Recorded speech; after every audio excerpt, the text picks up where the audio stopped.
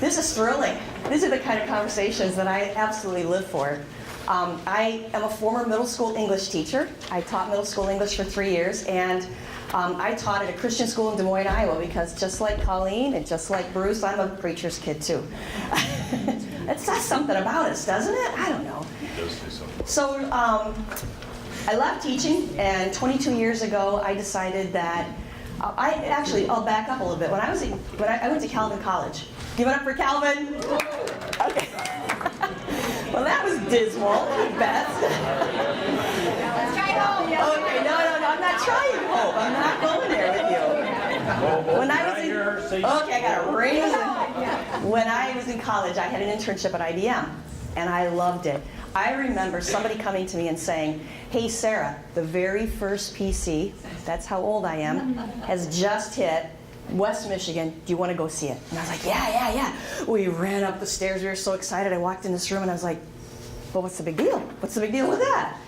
Well, now I understand what the big deal was. But I love technology. And even when I was going to school to learn to be a teacher, I love technology. And I said to my dad, hey, IBM wants me to stay and they'll give me a job. And my dad's like, oh, no. Women teach, nurse, preachers' wives, or missionaries. You got 4 choices, and you've already been educated for one, so get along. It's the truth. It's totally the truth. And my mother is still alive, and she probably she'd verify that story. So I taught for 3 years, but I always had that bug for technology. And I left teaching, got into a job, and then began communications by design. And so I've seen a lot of things over the last 22 years. My job 22 years ago was working with school districts to actually put network cables in the walls, because we didn't even have network cables back then. And so I've seen a whole metamorphosis of this. But if you looked at the agenda and you said, ooh, it's technology, what's happening next? And you thought that my presentation was going to be about gadgets and did you see this and isn't this cool? That's not me.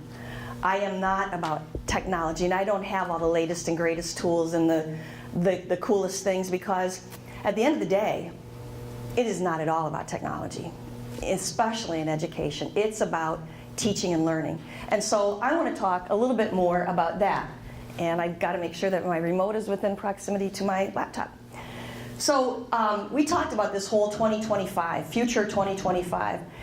But before we can really talk about the future and where this is going and maybe why it's going that way, which to me is the most important thing, I think we need to kind of step back a little bit and get a historical perspective on this.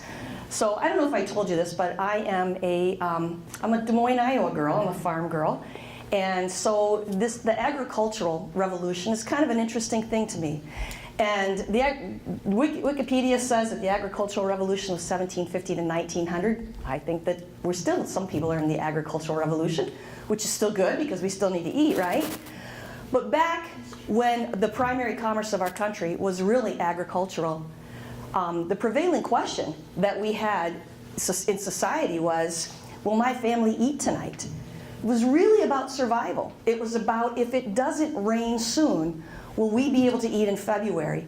And so the prevailing thing that was on our mind, the thing that drove us and reinforced what we did on a day-to-day basis, was pure survival. And then we moved into the Industrial Revolution. And Wikipedia says that ended about 1990, but I still think that there might be some industrial. I think Bruce might have touched on that a little bit. But the interesting thing about the Industrial Revolution, excuse me, is that it moved away from survival. And now you could walk into a place and give them 8 hours of your time, and you were going to get money in exchange. So it wasn't about survival anymore. It was about getting ahead. And it was about, where's my piece of the American pie? And so there was a huge shift when we didn't have to think. Our constant thinking and our constant attention was put on survival.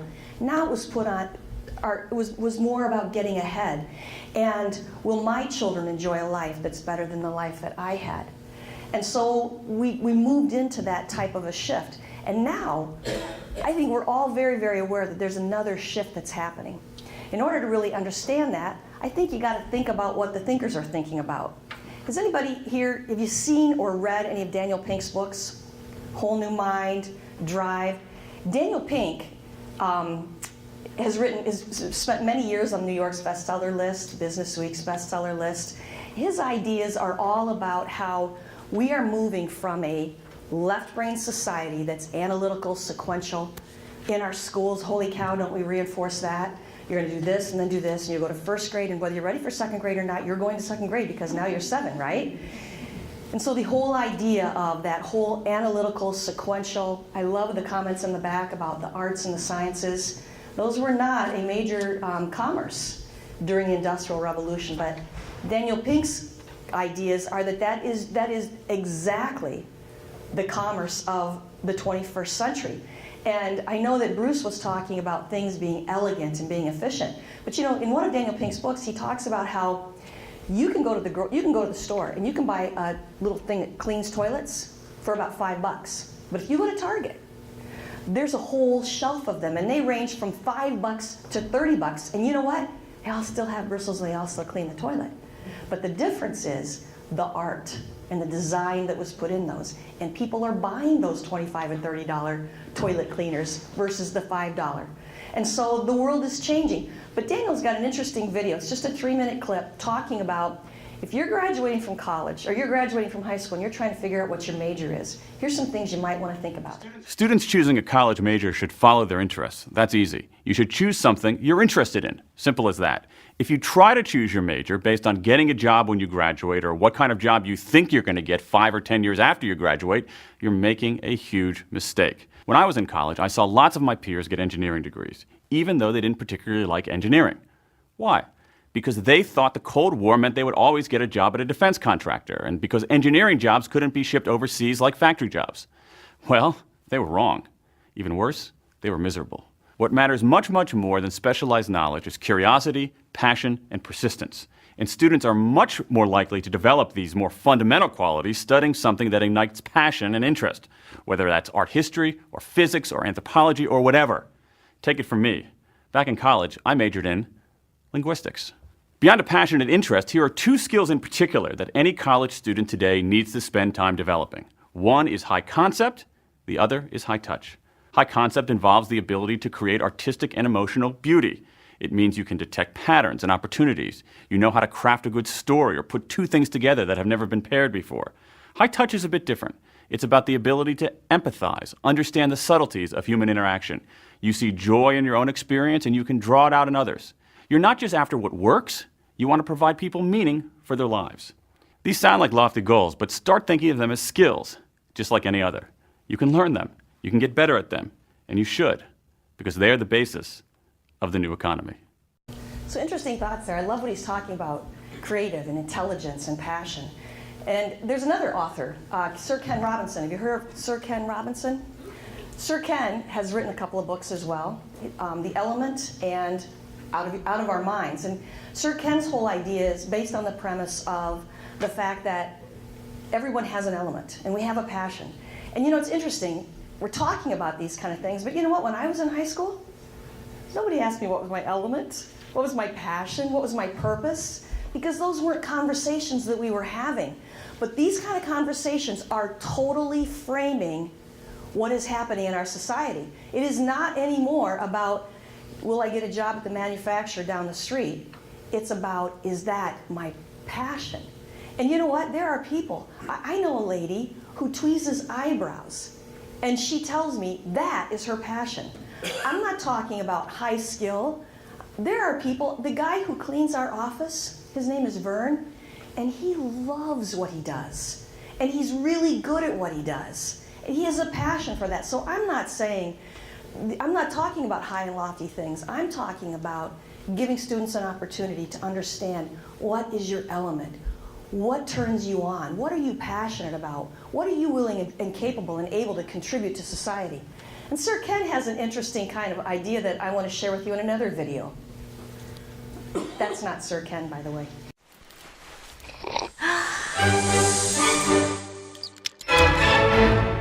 Finding a purpose in the work we do or the way that we spend our time which resonates deeply with who we think we are is an essential part of knowing who we are. That in a way, if you don't know what you can do, you don't really know what you might be. Human talent, human ability, like the world's natural resources, is often buried deep. It's not just lying around on the surface. You have to go looking for it. And that's why I think so many people don't know what their talents are, because they've never actually come upon them yet. One of the things that stops us doing what we might want to do is our own self-censorship. A fear that we'll fall flat on our face, that, well, you know, me, I'm not even entitled to it. A second, I think, is other people's attitudes, friends and family, often well-intentioned.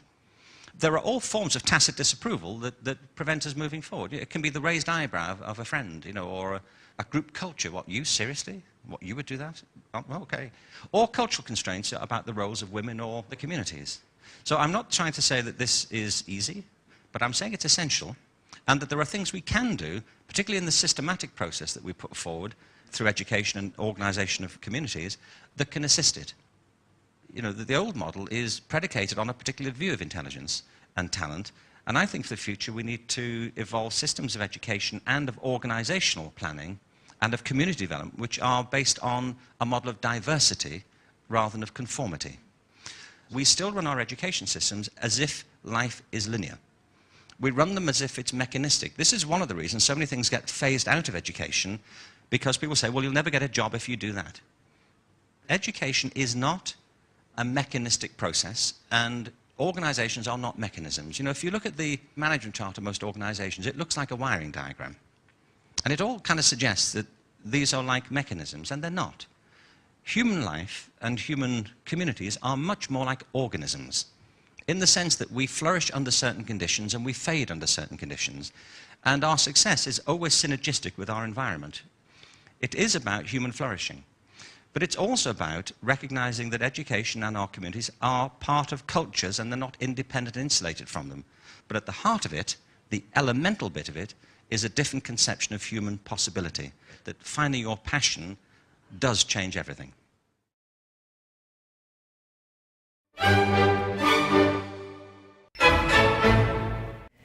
So interesting concepts.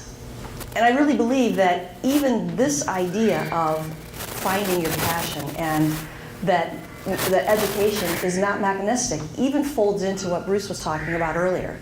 And I'm not downplaying the role of an engineer.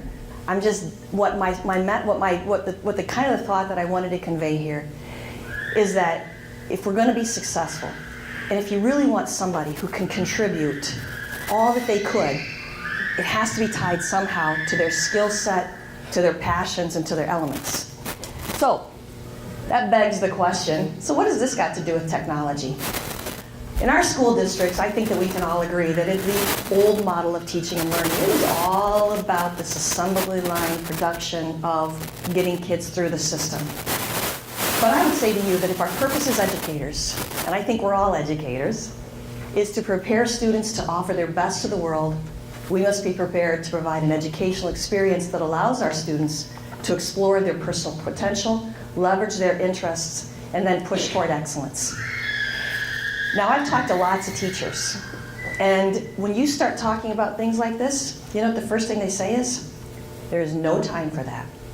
We've got tests, no child left behind. Well, that's ironic. There is so much pressure that we have to keep moving through. There's no time to stop, there's no time to explore your passions, to explore your element. And that's where I believe that technology comes into this. So what is all about, how does technology, what does it have to do with technology? Technology enhances, it accelerates, and it leverages.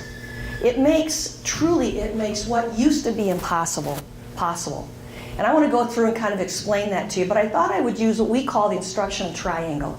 The instructional triangle really speaks to the three things that as educators we think are the fundamental pedagogical foundations of what we do. And the first one is our curriculum. It's our content and it's what we teach. And so how does technology enhance, accelerate, and leverage the curriculum? The next one is instruction. How does technology help the whole instructional process? And then finally, the third part of the triangle is assessment. And I want to go through each one of those, and I want to just explain how using technology can enhance, can leverage, and can accelerate those three things. So let's talk about curriculum first. How does technology enhance curriculum? Well, that's kind of a no-brainer, right? Because we just talked about that. My girls, I have a 4th and a 5th grader at home, and my girls a couple of years ago were memorizing the capitals of the United States. And I remember thinking, seriously, we've spent a whole week on memorizing the capitals of the United States? Because these kids are going to walk around with a device that is about 2 clicks away. Why are we memorizing these things? And I really believe as instructors, it's really going to be important for us to ask these questions. Do you realize that in 1892, there was a committee of 10. 10 people got together and decided what our educational system would look like and what we would be teaching. And do you know what? We're still doing it. 1892, that was established, and we're still doing it. We're still memorizing. We're still, the kind of things that we're teaching our kids. It was the woman here that said, the question keeps coming up over and over, why do I have to learn this? Well, you have to learn it because somebody in 1892 thought it might be important for you to learn it. But is it still important in 2013? But we haven't gotten down to really having those kind of conversations. And part of the reason that we're not having those conversations is that on a legislative level, they've decided that they're going to have input into what we teach. And they're not teachers. I saw a bumper sticker the other day, and if there's any politicians in the room, please forgive me. The bumper sticker said, those who can, teach. And those who can't, make laws about teachers. I think there's a lot of truth to that. So the emphasis has to switch from context mastery to learning mastery. And so instead of focusing on the content and memorizing things that may or may not be relevant, we need to be focusing on learning mastery. There we go. And that is a process that takes a little bit of time. But imagine if we could stop teaching even 10% of the things that we teach, it would free up time that we could start thinking about mastery, that we could dig deeper, and technology will allow us to do that. The second idea of how technology can affect curriculum is that we are moving away from paper textbooks. We are moving towards a digital textbook, and we're going to have technology. When I'm talking about technology, I should have told you this at the beginning, I'm really thinking about what is that device that a student has in their hands and a teacher has in their hands. And there's more than that. There's projectors and there's sound systems and things like that. But to me, where we really get an impact is when the student has that device and when the teacher has that device. Arnie Duncan, I'm sure you've heard of him before. He's United States Secretary of Education. This came out about 6 months ago, saying that we have to move as quickly as possible towards digital textbooks. Over the next few years, textbooks should be obsolete. Why should they be obsolete? There's 3 really good reasons. The first one is, do you realize that it takes 3 to 5 years to write a textbook and get it into the hands of students? 3 to 5 years. Do you realize that in 2001, a kid who went into high school, there were no textbooks that had anything to say about November 11th or October 11th. Our world is changing so fast, but it takes so long to get a book written, edited, published, printed, and distributed. By the time that book comes out, it's old news, and it may be not even relevant or true anymore. Also, average textbook, and John, you can probably speak to this better than I can, is $70. When you've got a student that's taking 4 or 5 classes, that's $350 for textbooks. They're less expensive. And I thought it would be kind of cool to look at, if you haven't seen a digital textbook, the interactivity of it and the way that you can press a word and the definition of it comes up is really fascinating. And so I thought it might be kind of cool if you just took a second. Now, just want to pause this for a second. This is a video by Pearson, and there's a lot of talk about Pearson and Apple, and I just want you to know that's not the point of the video. The point of the video is take a look at what an interactive textbook looks like and has to offer. We know why students succeed. We know that it takes a great teacher. We know that it takes engaging and informative content, that it takes understanding the student and what his personal learning style is. We know that we have a very proud legacy in textbooks. We're proud of that legacy, but we're moving on. We're announcing a partnership with Apple, taking some of our school programs and putting them on the iPad in a way that is more beautiful, more exciting than what we've had in the past. Showing teachers and students how these mathematical practices come alive on a daily basis is something that this product can do that you cannot do in the print environment. Students are going to find this a great tool, but teachers will see this immediately as something that they can use on a daily basis to have classroom conversations to develop understanding and skill in mathematics. Science is never a finished body of work, it's always changing. What this platform does is allow students access to all of the material in the system, allows them to explore it in their own ways, allows them to order it as they wish, and above all, puts them in charge of their own education. What this product does is it combines technology that really engages students today with the content that Ken and I have developed together with this incredible team at Pearson. You download the product, it's there on your device, and it is as mobile as you are. Our program with Apple is just a small part of a total mobile strategy. And we've created a number of programs that work on mobile devices, like Dash, PowerSchool for the iPad. It's going to totally change how teachers interact with their students. And teachers now want to move from the front of the classroom to talking with students, standing next to students, and helping them. And our students can now take home a single mobile device and just use that at home and have all of our programs available on that mobile device. So it's really going to revolutionize how we think about the classroom experience and what happens in the classroom in the way of learning and what also happens outside of the classroom. It just gives us a whole new way of thinking about education. It helps us reimagine how we teach people and how we think about how to convey a lesson, how to convey a concept. It asks us to make things that are different and not incrementally different, but radically different.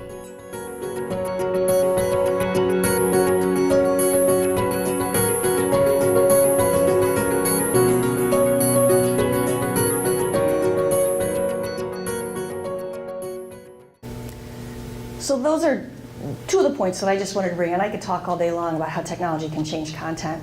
I think it's very interesting that they talk there about how using that technology allows the teacher to get back and to create relationships with students. And that's one of the things that we have learned through the research and the work that we've done, is that the real pivot point here is the relationship that the teacher has with the student. And it's relationships. You've heard the expression, people don't care what you know until they know that you care. But in the society, in the way that schools work right now, and all of the paperwork and all of the demands of testing, teachers don't have that opportunity. They don't feel like they have the time. And so they go through the day teaching and teaching and teaching and teaching. But having that time to be able to touch that student, where it really makes a difference, there's no time for it. And technology will allow us to do that. And one of the ways is through, the next one of the triangle is instruction. So teachers will have the ability, through technology, you'll have the ability to self-pace. And I think self-pacing is the key here. We've always taught to the middle. We always had to teach to the middle. We didn't have data to know, is John ahead of the class? Is John bored to death and he needs to move on? Or is Cal? Is Cal still struggling? He doesn't get the concept. Both of those people lost because John was bored and became a discipline problem, and maybe Cal was completely lost sitting there thinking, I'm a total failure, there's no way I'm going to ever get this. And as he was here and the class kept moving on. And the point is that for some of our students, we have to take those baby steps towards mastery. And some of our students can take long leaps to mastery and can be there in a heartbeat.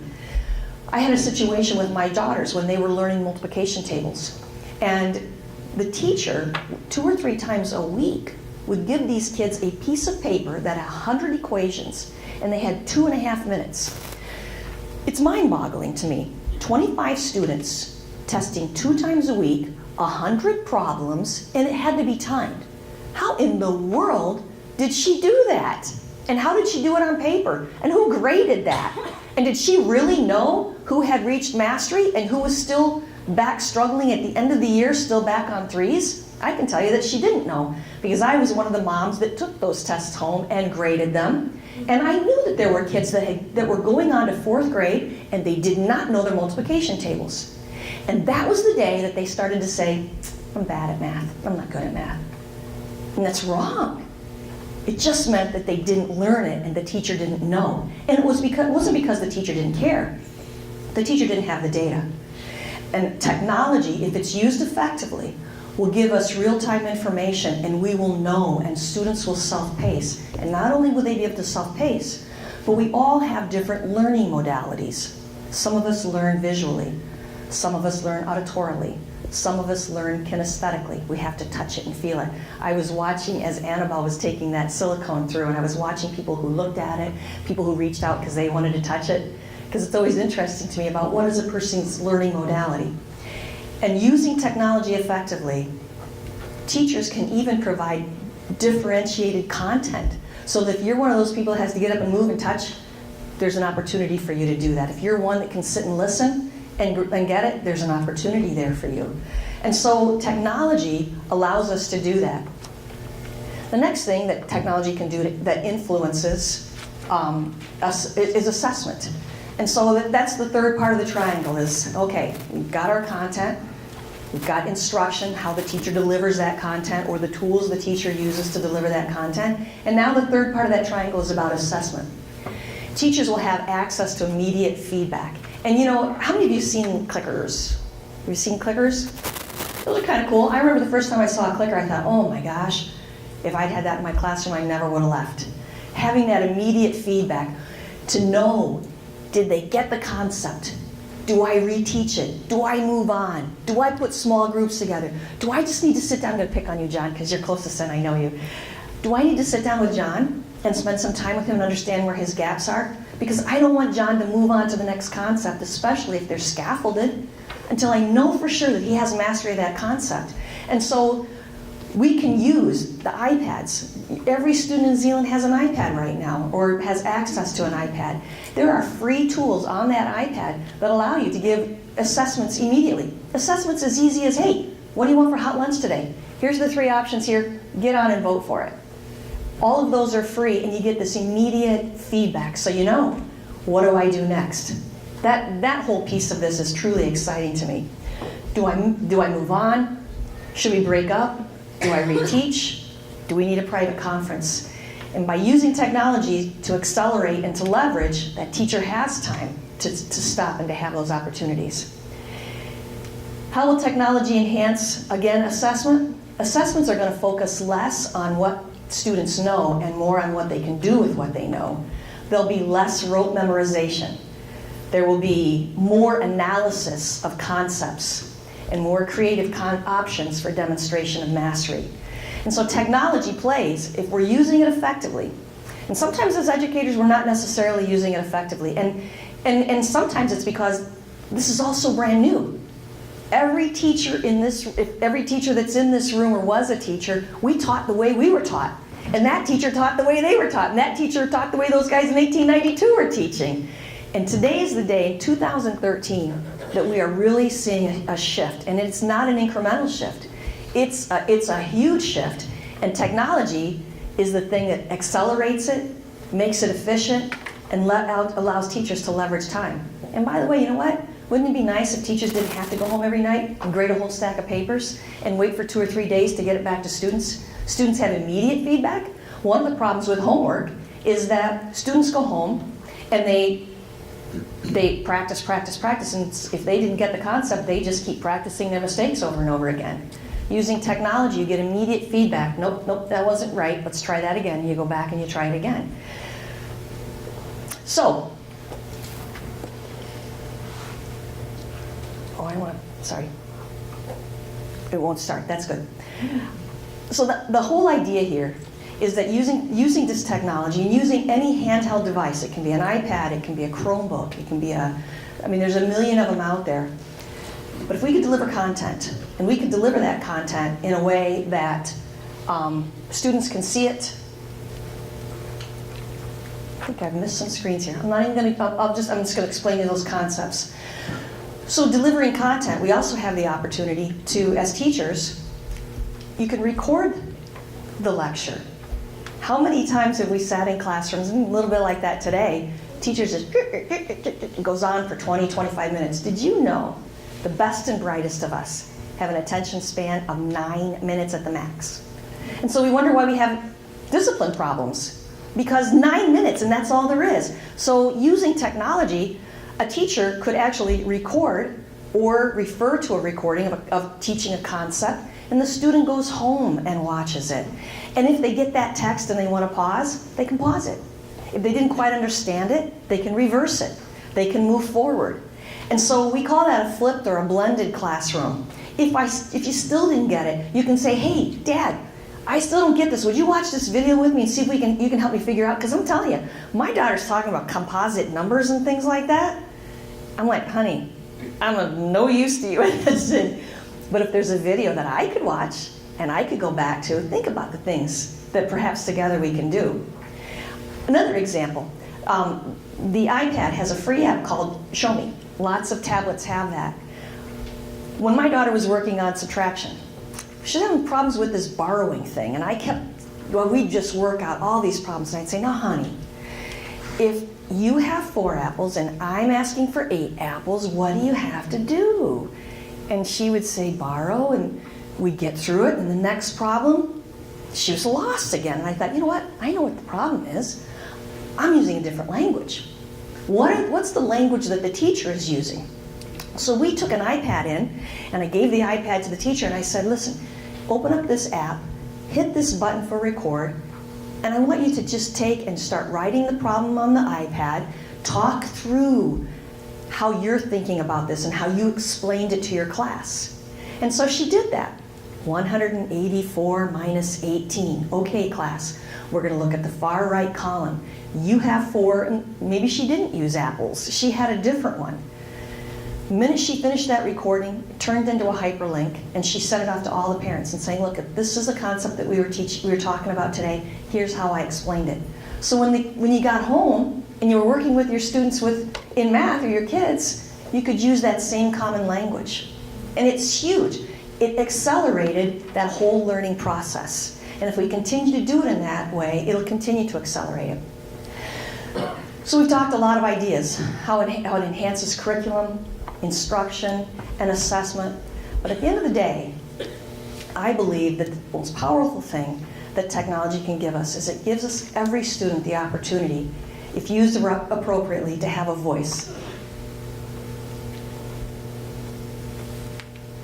Just take a second and watch this, and then I'm going to stop it and we'll talk a little bit about it before I wrap up.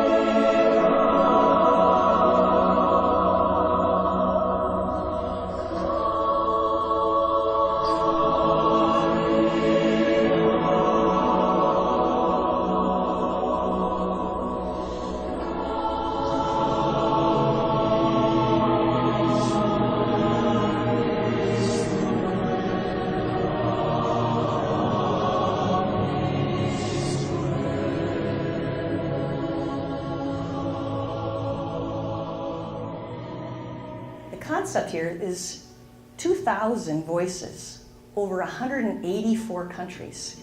He put his musical score out. People recorded their voices, recorded their visual recording as well, and submitted those, and he put this together into a virtual choir. And the reason I wanted to show you that is as I look at some of those faces, I see people that without the use of technology, without having done it this way, they would have never tried out. And they would never have been given a chance to try out. They would have been lost in all of the noise and all of the commotion. And technology has given those kids a voice. people that wouldn't have had a chance. Using the technology appropriately in the hands of a master teacher does allow students to grow, to learn their passion, to understand what their element is, to plug in to how they want to contribute to the world, and to have that kind of a voice. And so we didn't talk about stuff and gadget and gear, because you know what? The truth of the matter is that's going to be over in 2 or 3 years from now. The stuff that I would talk to you about will be passé anyway. What really remains is what we understand is good teaching and learning, and what we understand about how people learn. And how can we use these tools to make us faster at it so that we can cover more content, so we have time to create those relationships that we can customize. And we can become, what is the student? Nate, you talked about some time to figure out who am I? What do I like? When am I the happiest? I would suggest to you that we can accelerate our curriculum by using technology. We have a group of teachers in Spring Lake that worked on a pilot last year. And there was a kindergarten teacher, and I met her out on the soccer field in about April of last year. And I said, Jen, so how did it go? Talking about some of your experiences. And she's telling me these amazing things about some of the things her students were able to accomplish. And I said, tell me about the content. You know, in kindergarten, there are core content expectations that you have to hit. And it's always a struggle. And I said, so how did you do? Did you get through your content sooner? And you know what she did? She went like this, like somebody's going to be listening. And she said, I'm done. I've covered all of the content that it used to take me up until the very last day of school. And she's a veteran teacher, 18 years in the classroom. And she said, mid-April, I'm done. We've covered all the content. My kids are at mastery. They're ready to go to first grade. And she said, I could just do nothing for the rest of the year. And I said, so what are you going to do? And she said, we're going to do research. And she had kindergarten kids doing research, because using the technology appropriately will allow you to move through content and move through it faster. Thank you. I've enjoyed this. I enjoyed putting the presentation together, and I look forward to seeing the conclusions that you're going to come to, because this is a great opportunity. It's a great experience, and I'm looking forward to where we go from here. All right, thank you.